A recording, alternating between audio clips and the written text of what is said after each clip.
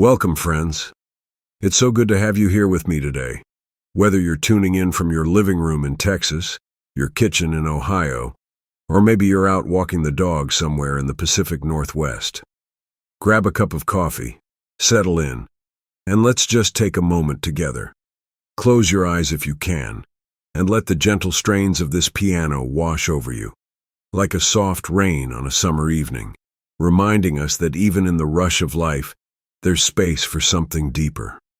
That's what we're here for today, to lean into that deeper place, to let the word and the worship pull us toward the hope that's waiting just beyond the horizon. You know, I've been thinking a lot lately about what it must have been like for those first disciples, huddled by the Sea of Galilee, listening to Jesus talk about the end of things and the beginning of everything new. He didn't sugarcoat it. There would be trials, earthquakes in the heart of the world, wars and rumors of wars. But then he'd paint this picture of his return, not as a whisper in the wind, but as a shout from the heavens.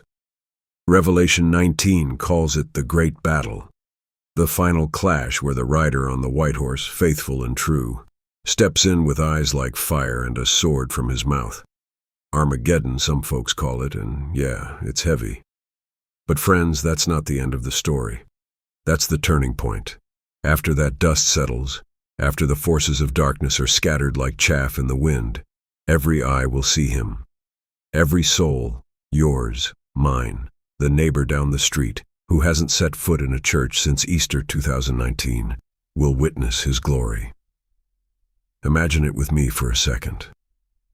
The sky splits open, not with thunder to scare us, but with light that chases every shadow away. No more hiding, no more pretending we're fine on our own. Jesus, the Lamb who was slain, now the Lion of Judah, descending in power and great glory. Matthew 24:30 says nations will mourn, but for those of us who've been waiting, aching for this day, it's pure joy. It's the awe that hits you like standing at the edge of the Grand Canyon for the first time. Your breath catches, your knees go weak, and all you can do is whisper, "Wow." But it's more than wow. It's peace, the kind that doesn't make sense in a broken world. Philippians 4:7 talks about that peace that surpasses understanding, guarding our hearts and minds. That's what floods in when he arrives. No more striving, no more fear of tomorrow.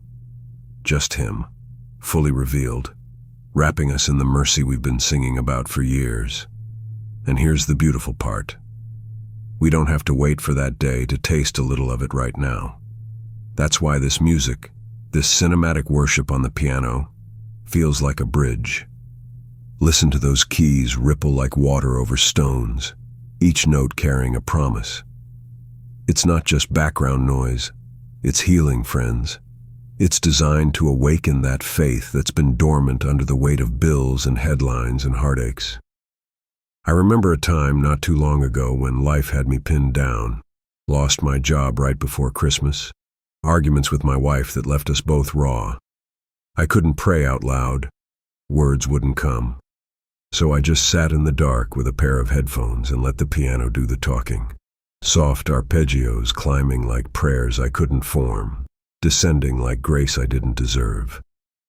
And slowly, verse by verse in my spirit, Isaiah 40 came alive. He gives strength to the weary and power to the weak. That music didn't fix everything overnight, but it restored calm. It pointed me back to Jesus, the one who said in John 16, "In this world you'll have trouble, but take heart, I've overcome the world." Let this be your invitation today. Let the sacred sounds guide your heart to prayer and reflection. Don't force it, just breathe. Inhale the mercy of Jesus. Exhale the junk you've been carrying. Picture him not as some distant judge, but as the friend who stuck closer than a brother through your messiest moments.